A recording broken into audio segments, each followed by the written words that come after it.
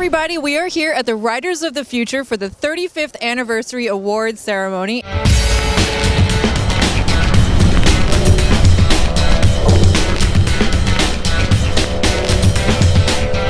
Okay, the Writers of the Future, 35th Anniversary, and we're here with Sean Cameron Michael. That's correct, yes. Good, very good. See, I have good memory, right? That's amazing. So you have been in a lot of films and also cool shows too. And what was some of the recent things that you've been involved with? I think here in the States, between season 6 and 7 of 24, they did a movie called 24 Redemption. So it was me and Kiefer Sutherland and Robert Carlyle, really great bunch of guys. And then I did a TV series for Michael Bay called Black Sails. Oh, I love Black Sails. That's such a great show. I was Richard Guthrie. I ran around in wigs and stockings. It was hysterical. Oh my so God. that was like sort of 2 years of my life, which we shot in Cape Town in South Africa. And the best show ever. Yeah, did you enjoy it? I love it. It was quite risque, right? Oh, on man. stars. Okay, yeah, that's true. But the pirate scenes and all of it was very historical. It was like really well done. Oh yeah. I mean, the stunt guys who worked in that for 5 years, and obviously with each season, they just wanted to be bigger and better, and it was always lots of fun. And more recently, Shooter on USA, playing a baddie. I play baddies. I don't know why. The Mummy. He's a nice guy, guys. Come on, give him some nice guy roles. Yeah, I don't always have to play baddies. And right now, I've got a new series coming out on Epix called Deep State. Yeah, that's pretty fun with Walter Goggins, amazing guy. And later this year, I've got a movie coming out called The Last Days of American Crime, which is with the amazing Edgar Ramirez and Michael Pitt. So yeah, keep a lookout for that on Netflix. Wow, congratulations. Yeah, you're just a little busy, Yeah, I'm a little bit too old to do waitering and being a barman, so yeah. But I like to be busy, it's what I love, so yeah. And how did you hear about the Writers of the Future? I've been friends with Emily and John Goodwin for the last five years. They've invited me to the event each year. And I think it's a really important event. I think it's really exciting that if you're a writer or illustrator from anywhere in the world, you can enter a competition. It doesn't cost you anything, and if you make it into the finals and you're chosen, you get flown out here and you get the opportunity to have your work published. And when you see the incredible talent of these illustrators, I call myself an actor, but clearly I am. These guys are incredible. It's an important event. It's exciting for me to see new talent. I think that's so awesome that you're here supporting this, by the way, because I totally agree. If people even knew how many amazing writers and authors and illustrators have been coming from this contest over the last 35 years, then it would blow their mind, I think. Oh yeah, what John was saying to me earlier was that also when they arrive here in Los Angeles, they also then go through a week of workshops working with some of the top guys, the top writers and artists and movie makers in the world. Yeah. So did I take a microphone? Harr. I haven't had dinner yet. Don't eat the microphone. Do not eat the microphone. Dinner's inside. But what's really fantastic, the writers and illustrators have spent the past week doing these workshops with these masters, in the industry. So you really can't buy that. Yeah, they have New York Times best-selling authors, a ton of them. Oh yeah, and also these books. Obviously, they're going to have a signing later, and these books become like #1 bestsellers. So yeah, it's very exciting.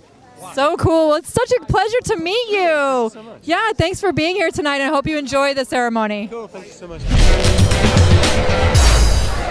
Here we are at the table for the Writers of the Future Award winners that have all been featured in the new 35th anniversary book. And this is their very first time signing autographs on a publication that they have been put into. So this is very exciting. So I'm here with Aaliyah Chen, and she is the winner of the Golden Brush Award, which means she had the ultimate first place position as the illustrator in the Writers of the Future book. Yeah. So how does it feel? It's honestly so amazing. I didn't expect this at all. Every one of the illustrators here were incredibly talented, and when I saw their works, I was just blown away. I was just honored at all to even be here. I didn't expect at all to win, but winning means so much because for me, I didn't think art was a possible career, and just having this is such a validation. But such great encouragement as well. And I think to anyone else out there who are passionate about something but aren't sure they can make it, I think that as long as you really work hard and really love what you do, there are going to be supporters, and you're really going to be able to make your dreams come true. So. That's awesome. I think that's one of the most important things for artists to remember, right? Yeah, definitely. I think art, you know, in society's eyes, it's not a lucrative career, and it's not really, you know, the best thing that most people would want and your kids to do. And my parents didn't really support me, but I think that sometimes it's more about your happiness, and it's more about doing what you love than making money. So, yeah. That's true. It's not the most lucrative all the time, but you become the happiest, and if you keep going, like you just did, amazing. And the winners, they don't know that they're about to be announced at all. They really don't have any idea. But I'm so excited for you. Congratulations, and have a wonderful night. You too. Thank you. Thank you so much. Hey, this is Phil Proctor, and you guys might remember him from my interview on the Red Booth a couple years ago. That's right. From the Red Booth to the red carpet. Do you see the continuity in her career? I think Kimberly's on a roll here. Thanks, Phil. It's so good to see you again. Thank you. It's nice to be seen. And what would you say is your involvement with the Writers of the Future? This is my third or fourth year here. I'm presenting this year, and I actually wrote some material for last year's show because they wanted to lighten it up a little bit. And boy, they came to the right person. That's the right person to ask. So anyway, I've been a fan of science fiction since I was a kid. And I used to, all the EC comic books, anything with science fiction about it, the short stories, the magazines, and L. Ron Hubbard stuff too. I was always into it. And it inspired me. So when I became a member of the Firesign Theater 50 some odd years ago, well, the years are all odd, but 50 years ago, we shared in common, the four of us who made up the Firesign Theater recording group, we shared a love of science fiction and fantasy. And so a lot of our writing incorporated those aspects to it. That's right, and that was actually a really famous show that went on for a while, the Fireside Theater. And when would you say was like when it was really the most at the height of its popularity? Well, the Firesign Theater, we're all fire signs. Two Leo, two Sagittarians, and Aries, making a pun on Fireside Theater, Right. of course, which was radio. We basically had a very successful career in the late 60s and early 70s because nobody was doing a long-form comedy records. We invented that particular approach. And once the underground caught a scent of us, primarily because of FM radio, which emerged. See, look, when you make a record, you take the record home, the audience... It's a real record he's talking about, actual vinyl record. Circle made out of oil, and you can take it home and listen to it in the privacy of your own home. Okay, especially since these were long recordings. But once FM radio happened, they started to play our records on the radio, and that reached the college communities particularly. Yeah. And we became famous in our kind of underground celebrities. I called it a bad head cult. You know, because we had fans in the backside of America, and we toured. We played Carnegie Hall, we played all kinds of big venues, Beacon Theater in New York, and we gained a certain degree of fame. But the topper for us happened just last year when the Library of Congress purchased our archives for $500,000. Wow, congratulations! That's so cool. I would say that's the coolest thing that I've So exciting. done. Now, unfortunately, though, Kimberly, two of our members have passed on. Peter Bergman and Dave, no, not Dave, I'm still working with Peter Bergman and Phil Austin. Oh, I won't tell him you said that. I'm still performing with Dave. That's great. A piece called The Art of Radio, and we'll be doing it in Bloomington, Indiana in June. So the Firesign spirit continues, but Well- thank you for acknowledging it. Yeah, definitely. And thanks for being here to support other people and be a part of the book. He's in the book, he's featured, and he's a comedian. So I'm so happy to be a part of it this year. fantastic. Thank you, Kimberly. Thank you, everybody. So here we are, Writers of the Future Red Carpet, and I'm here with a very special guest tonight. Can you tell everybody your name? Bob Eggleton. Bob Eggleton. Now, from what I understand, you are responsible for the cover art on this book. Yes, I am. I did the cover art, and somebody made this fantastical sculpture that you as you see before us here. Yes. And I'm still sort of gobsmacked by that. I'm just kind of like, I saw it yesterday. I was like, huh? Wow. Yeah. So when something else takes on a life of its own, I think it's just pretty awesome. That's so cool. Did they tell you, like, we want the cover to look like this and you should draw this? No, actually, it was based on a painting I did in 2006, and it didn't fit the right cover format, so we had to add more to it. And I did this as another painting, and then we combined the two digitally. Wow, that's so cool. Well, I think you're also going to be winning something kind of special tonight. A Life Achievement Award, yeah, that's kind of fun. It's been in this a long time. And Oh, no big deal, just a lifetime. to do it. It's like Francis Ford Coppola said, it's the things that you do wrong and you get fired for that later on in life they give you Life Achievement Awards for. So something right, you know what I mean? Well, can you tell everybody a little bit about some of your work from your lifetime that we're going to be celebrating? Let's see. I've done all kinds of things. A lot of book cover artwork. Just recently, the trilogy for Isaac Asimov's Foundation trilogy. I have worked on Jimmy Neutron Boy Genius, the movie. I worked on Ant Bully. I worked on Sphere, Star Trek, and several other movies as a conceptual artist. And what did you create on Star Trek? Oh, I created a black hole. No, not a black hole. Sorry, I created a wormhole.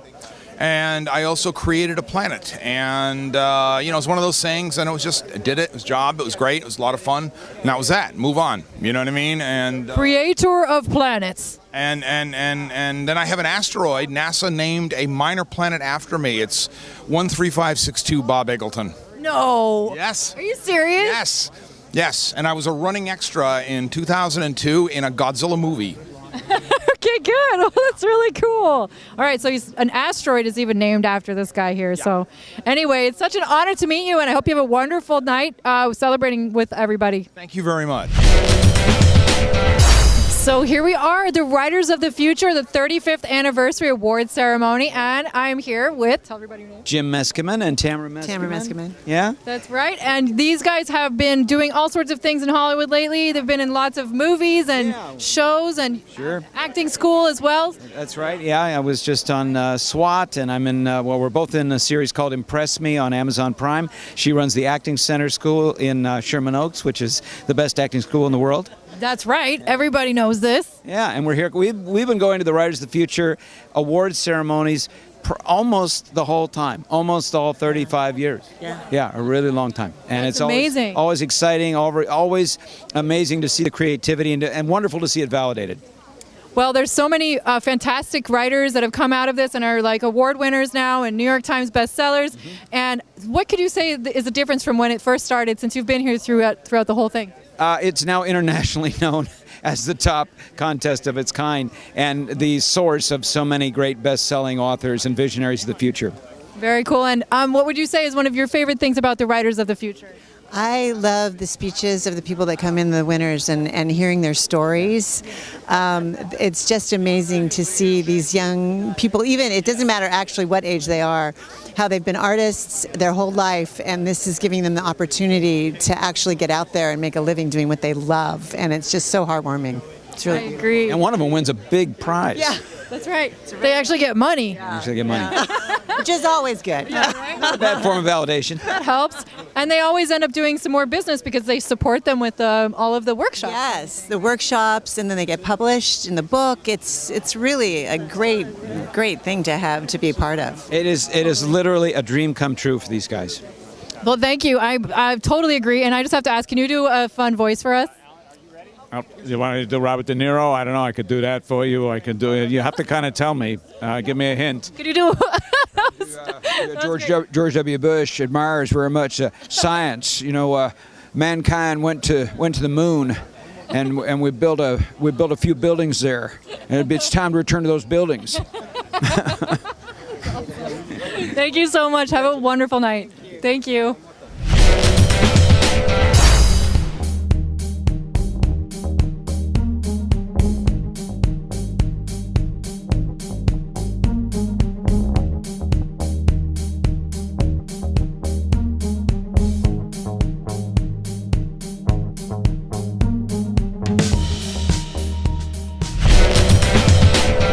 Here we are are at the Writers of the Future, the 35th anniversary edition, and the awards have just completed. And now we're here at the signing where all of the authors and the illustrators come to give their very first professional autographs of the new book release.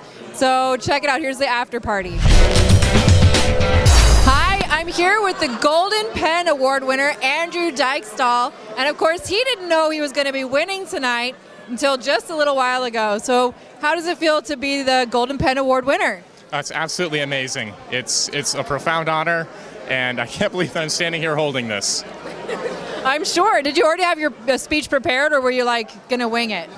I had a 1 in 4 chance, so I tried to think a little bit about what I might say, but honestly, looking at the caliber of competition, I didn't really feel like sitting down and trying to write out a speech. There are some wonderful stories in that anthology.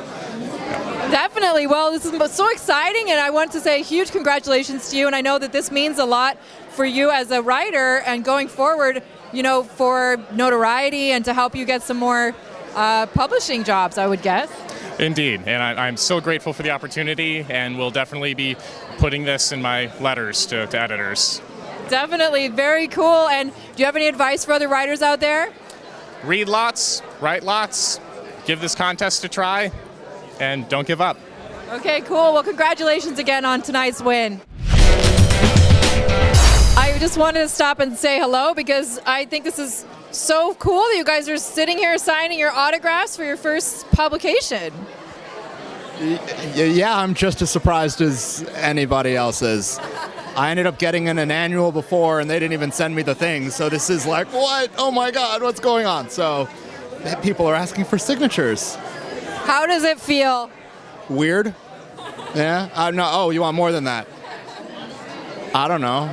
No, that's all I got. I have no idea. I'm shell-shocked. I don't know what's going on. I'm just alone.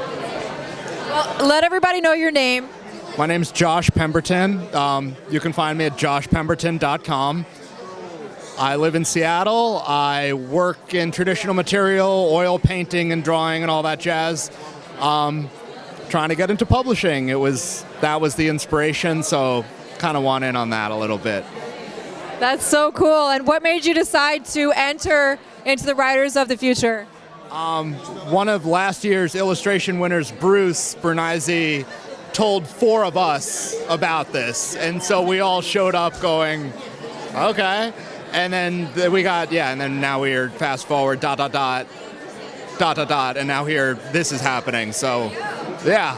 Why don't you show everybody your award out there? There you, check it out. The award winner. Well, congratulations. Your work is beautiful, and I can't wait for people to get to find out about you. All right, so I just had to stop you because this is like, look at this. I don't know if you can see this, but she has made a custom dress for this award ceremony tonight. And what is your name? Why don't you let everybody know? Brandy June. And what was it that inspired you to do this amazing dress? I was kind of looking to be an embodiment of knowledge. These pages are all technological advancements. That's really cool. That goes with the theme of the year. Yeah, I thought, kind of has a sci-fi factual angle to it. Have you made dresses before? Occasionally. This one's mostly held together with hope and hot glue. Well, I love it, and congratulations on the best dress of the night. You win the award. Thank you. So I'm here with Robert Hogg, and hello. You are an engineer that has built the rover, has worked on the rover, right? Yes, me and several hundred other engineers worked on a rover that we sent to Mars in 2012. And it's been tooling around on the red planet for about 5 years now. That's amazing, guys. It's a Mars rover that was actually here tonight. It's actually pretty incredible to think about what it's done. What we had on stage today was a mock-up of it, but it I was going to say, how did you get that here? Because that's like a big deal. we had some new engineers put it together so that we could do outreach events and show people what a smaller version of a Mars rover looks like. Oh, so it's not actually the actual size. The actual size of the real one is the size of a small car. It weighs a ton. So I would have had a hard time getting that one here.